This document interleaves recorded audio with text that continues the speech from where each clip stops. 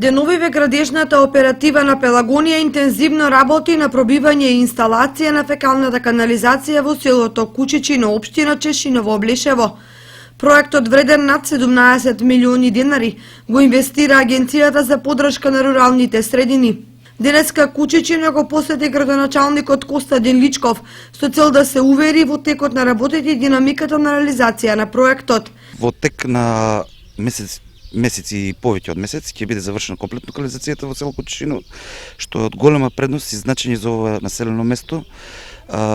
Понатаму планираме со ова наречено инфраструктурите комплетно во целата општина.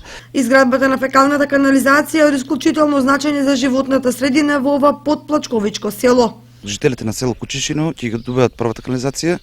Ова канализација е од големо значење за самите мештани.